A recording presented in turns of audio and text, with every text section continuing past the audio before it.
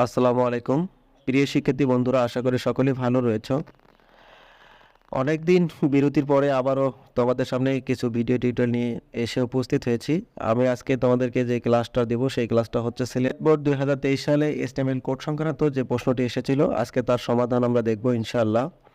এই প্রশ্ন সমাধানে আজকে আমি শুধু তোমাদের গ এবং খ নম্বর যে HTML কোডটা রয়েছে সেটা আলোচনা করব এবং লিখে দেখাবো। আর ক এবং খ নম্বর যে প্রশ্নগুলো রয়েছে, যেমন ডাইনামিক ওয়েবসাইটটা কি, ওয়েবসাইট পাবলিশিং কি, ব্যাখ্যা করো, এই বিষয়টা আমি লিখবো না, কারণ লিখলে তোমরা হুবহু ওইভাবেই মুখস্থ করতে থাকবা এবং দেখবে যে বারবার তোমরা শুধু ওটা মুখস্থই করতেছো। এজন্য আমি তোমাদের কিছু হিন্টস বা তথ্য দেবো, যা পরবর্তীতে তোমাদের ওখান থেকে লিখতে একটু সুবিধা হবে আর কি। তোমরা মুখস্থর উপরে নির্ভর থাকবে না। তো প্রিয় শিক্ষার্থীরা, চলো আমরা একটু কথা বলি। দৃশ্যকল্প 1 এবং দৃশ্যকল্প 2 রয়েছে। দৃশ্যকল্প 1-এ রয়েছে সি দিয়ে কফি, ডি দিয়ে টি, এবং এই ডি এর পরে আবার দেখো ডিশ দিয়ে লেখা রয়েছে ব্ল্যাক, গ্রিন, এবং আবার ওই দিয়ে লেখা রয়েছে মিল্ক, অর্থাৎ একটা লিস্ট আমি দেখতে পাচ্ছি। আবার দৃশ্যকল্প 2-এ একটা দেখো রো কলমের সমন্বয়ে একটা টেবিল, এই টেবিলের মধ্যে রেজাল্ট, আইসিটি, সিকিউ, এমসিকিউ 45 এবং 25 এগুলো দেওয়া রয়েছে। এখন ক নম্বর প্রশ্ন বলছে যে ডায়নামিক ওয়েবসাইটটা কি। প্রিয় শিক্ষার্থীরা, আমি তোমাদের জ্ঞাতার্থে বলে রাখি, ডায়নামিক মানেই হচ্ছে গতিশীল বা পরিবর্তনশীল, যেটা অর্থাৎ স্থির নয়, এটা পরিবর্তন হতে থাকবে, এইটাকে আমরা বলবো ডায়নামিক। তো সুতরাং আমরা বলতেই পারি যে ওয়েবসাইট কি হয়, পরিবর্তনশীল এবং গতিশীল, তাকে আমরা বলবো ডায়নামিক ওয়েবসাইট। তারপরে চলে আসো ওয়েবসাইট পাবলিশিং ব্যাখ্যা করো। আসলে পাবলিশিং মানে হচ্ছে প্রচারণা করা, এমন মানে যাতে করে সহজেই খুঁজে পাওয়া যায়, সবাই দেখতে পারে, এমনটারে আমরা পাবলিশিং বলে থাকি। তো আসলে ওয়েবসাইট যে পাবলিশিং ব্যাখ্যাটা যদি আমরা করতে চাই, সর্বপ্রথম HTML কোডের মাধ্যমে যখন আমরা একটা ওয়েবসাইট তৈরি করি, দেন সেইটা একটা সার্ভারে, নির্দিষ্ট সার্ভারে ওইটাকে স্টোর করে রাখি। আর এই স্টোর করে রাখাটাকে বা জমা করাটাকে আমরা যেটা বলি সেটা হলো হোস্টিং করা। আর এই হোস্টিং করাটাকেই আমরা মূলত পাবলিশিং করে থাকি। আর এই পাবলিশিং করার পরেই সহজে আমাদের ওয়েবসাইটটা অন্যরা খুঁজে পাবে, অর্থাৎ অন্যরা দেখতে পারবে যে এটা অমুকের ওয়েবসাইট বা অন্য কী ধরনের ওয়েবসাইট সেটা খুঁজে পাবে। আর এই জন্য আমাদের এই ওয়েবসাইট তৈরি করার পরে নির্দিষ্ট একটা সার্ভারে কী রাখতে হয়, সংরক্ষণ রাখতে হয়। তো আশা করি পাবলিশিং বিষয়টা তোমরা একটু হলেও বুঝতে পেরেছ। তো এখন চলো আমরা গ নম্বর প্রশ্ন যেটা বলেছে যে দৃশ্যকল্প 1-এর HTML কোডটি লেখো। তো দৃশ্যকল্প 1-এ আমি দেখতে পাচ্ছি একটা কি লিস্ট। শিক্ষার্থীরা চলো আমরা আজকে এই যে দৃশ্যকল্প 1-এর একটা HTML কোড তৈরি করে নিই। এই দৃশ্যকল্প 1-এর যে লিস্টটা রয়েছে এটা একটা নেস্টেড লিস্ট, অর্থাৎ আনঅর্ডার এবং অর্ডার লিস্টের সমন্বয়ে এটা তৈরি হয়েছে। তাহলে আমরা যেটা করব, আমরা সকলে জানি যে প্রথমে লিখতে হবে HTML, বাস HTML দিয়ে অ্যাঙ্গেল ব্র্যাকেটের মাধ্যমে কি করে দিতে হবে, আবদ্ধ করে দিতে হবে। দেন যেটা করতে হবে সেটার নাম হলো হেড, বাস মানে ধরনটা উল্লেখ করে দিতে হবে। পরে দিতে হবে টাইটেল, বাস টাইটেলটা কি, তুমি টাইটেলটা যে কোনো একটা নাম দিতে পারো, যেহেতু আমি এটা একটা লিস্ট তাই আমি একটা টাইটেলের নাম দিয়ে দিলাম যে এটা একটা লিস্ট জাস্ট। তারপরে এই টাইটেলটাকে আবার কি করে দিতে হবে, ক্লোজ করে দিতে হবে, বাস। এবং এটার পরে আমাকে হেডটাও কি করে দিতে হবে, ক্লোজ করে দিতে হবে। এখন আমরা তো হেড ওপেন এবং ক্লোজ করে ফেলছি, তারপরে আমাদের যে কাজটা সেটা হলো বডিটাকে কি করে দেওয়া, ওপেন করে দেওয়া। বাস আমি বডিটাকে ওপেন করে দিলাম। বডির মাধ্যমে আমরা কিভাবে এই তথ্যগুলো আমরা হোম পেজে দেখাবো তা তৈরি করতে পারবো। চলো আমরা প্রথমে যে কাজটা করব, প্রথমে দেখতে পাচ্ছি এটা একটা লিস্ট। এই লিস্টটা হচ্ছে অর্ডার এবং আনঅর্ডার লিস্টের কম্বিনেশনে, কিন্তু প্রথম যে সি দিয়ে কফি লেখা রয়েছে, ডি দিয়ে টি লেখা রয়েছে, এগুলো একটা অর্ডার লিস্ট।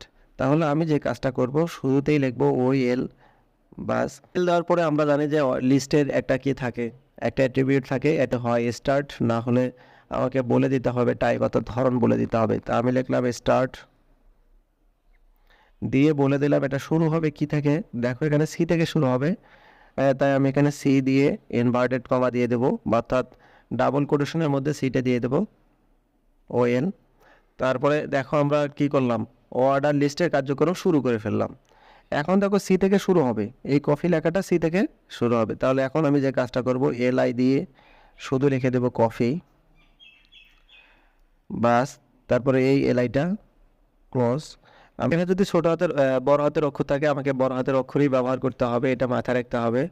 বাস আমরা প্রথমে কফিটা লিখে ফেলছি, এখন যে কাজটা সেটা আবারও LI দিয়ে ওপেন করতে হবে, দেন তারপরে লিখতে হবে টি। এখন আমি এই এলআইটা ক্লোজ করে দিব না, কেননা এই এলআই এর সাথে অর্থাৎ টি এর সাথে এখানে ব্ল্যাক, গ্রিন এগুলো যুক্ত রয়েছে। তাই আমি এই এলআইটা লিখে শুধু টিটা লিখলাম, দেন আমি এই যে তথ্যগুলো আছে এইটা এই এলআইয়ের সাথে যুক্ত করে দিব।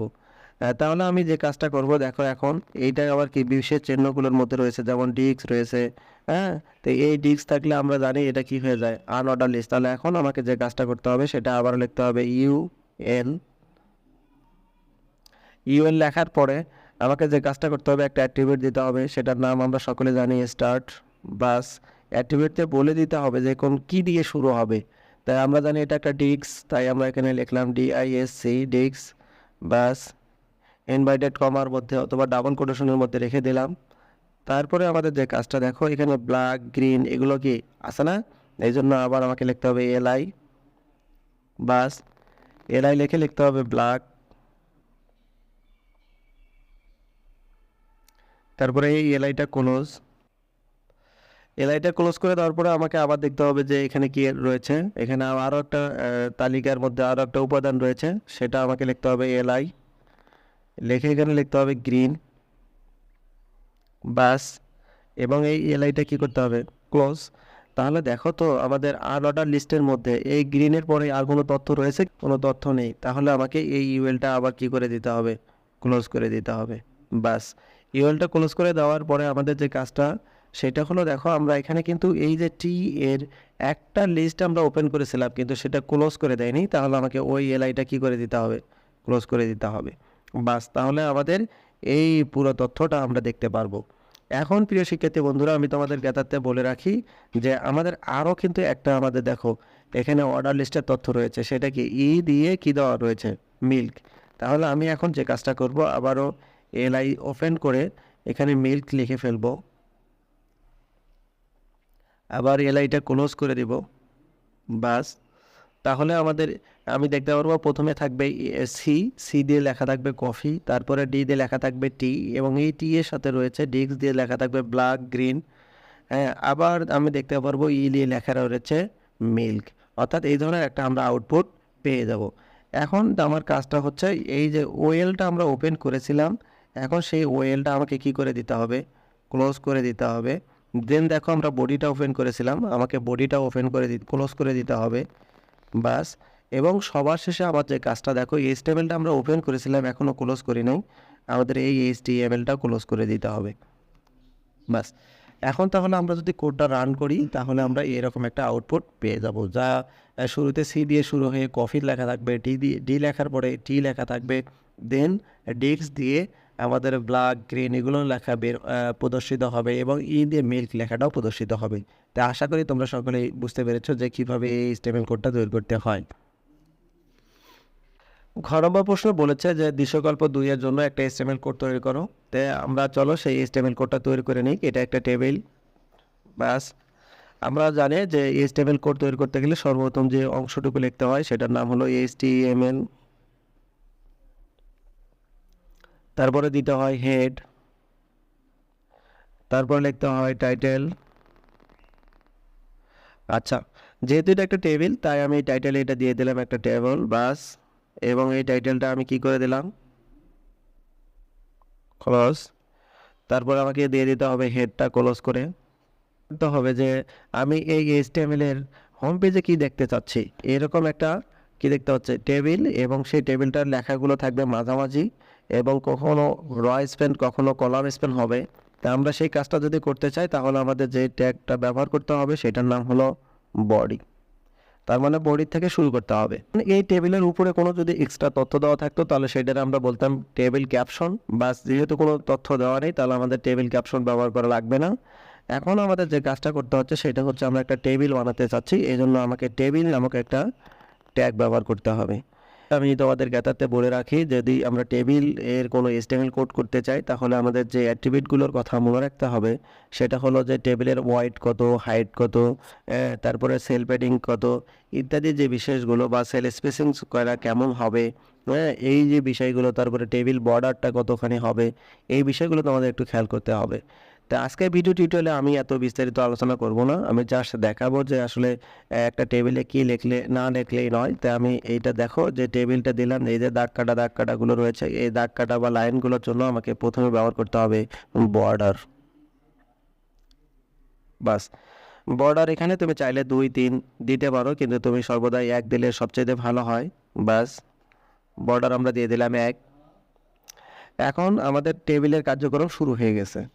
এখন এই যে এই সেলটাকে যদি লক্ষ্য করি, এই সেলটা একটা সেল হলেও এটা পুরো একটা রো এর মধ্যে মাত্র একটাই সেল, পুরো সেলটা একটা রো এর সমন্বয় তৈরি। তাহলে আমাদের যে কাজটা করতে হবে, যে আমরা জানি প্রথম লাইনটার জন্য যেটা ব্যবহার করতে হয় সেটার নাম আমরা জানি টিআর, টেবিল রো।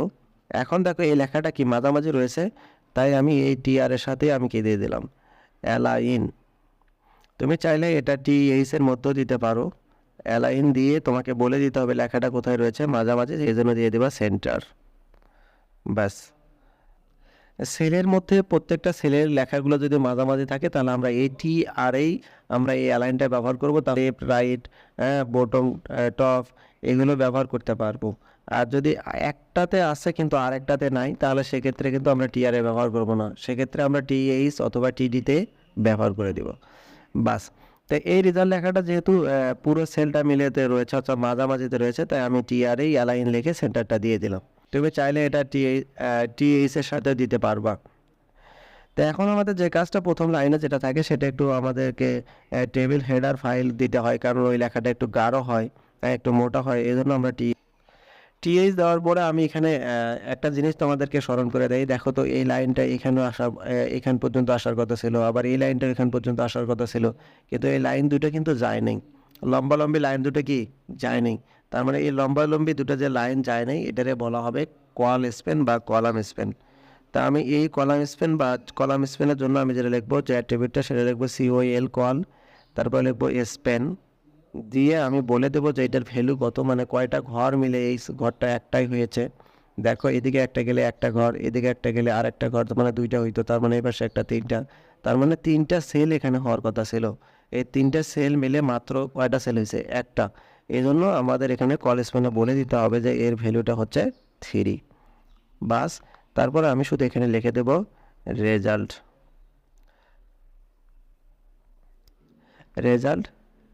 তারপরে এই টিএইচটা আমি ক্লোজ করে দেব।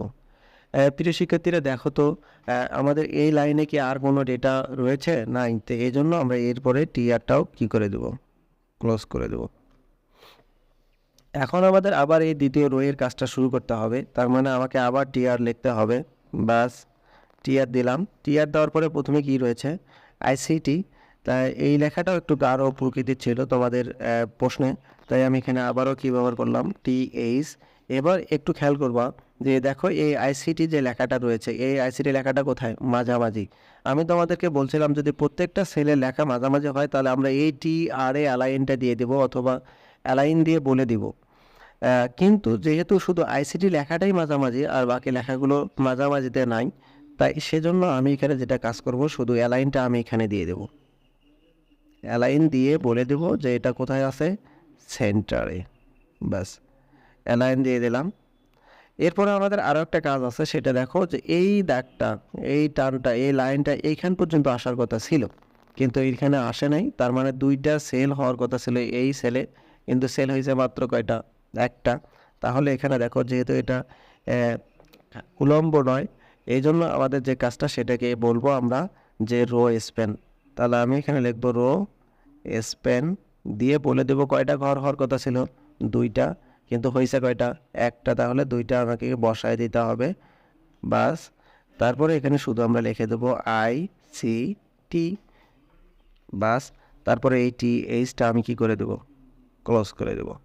তো আমাদের আরও একটা ডেটা রয়েছে, এই জন্য আমি আবারও লিখলাম টিএইচ, দিয়ে এখানে লিখলাম CQ, আবার এই টিএইচটা কি করে দিলাম, ক্লোজ। এরপরে দেখো আবারও টিএইচ দিব, দিয়ে এখানে কি লিখলাম MCQ, তারপরে এই টিএইচটা কি করে দিলাম, ক্লোজ।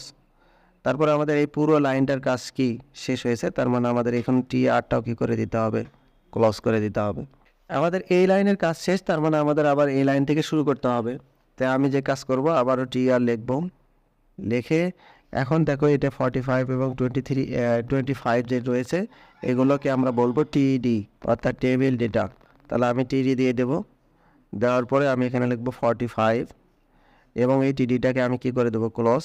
তারপরে আবারও লিখবো টিডি, টিডি লিখে এখানে লিখবো 25, এই টিডিটা আবার কি করে দিলাম ক্লোজ। তারপরে এদিকে আমার আর কোনো তথ্য নেই, তারপরে আমি এই টিআরটা কি করে দিলাম ক্লোজ। তারপরে দেখো আমাকে কি করতে হবে, টেবলটা ক্লোজ করে দিতে হবে। বাস আমি টেবল ক্লোজ করে দিলাম। তারপরে আমাকে বডি ক্লোজ করে দিতে হবে, আমি বডিটা ক্লোজ করে দিলাম। তারপরে সবার শেষে যে কাজটা আমাকে করতে হবে সেটার নাম হলো HTML, এটা আমাকে কি করে দিতে হবে ক্লোজ করে দিতে হবে। তা আমি যদি এইভাবে সকল তথ্যগুলো উপস্থাপন করি তাহলে তারপরে যদি আমি কোডটা রান করি তাহলে নিচেতে আমরা এই ধরনের একটা আউটপুট পেয়ে যাব। তা আশা করি সকলে এই বিষয়টা বুঝতে পেরেছো। সে ভালো থাকো, সুস্থ থাকো, আল্লাহ হাফেজ।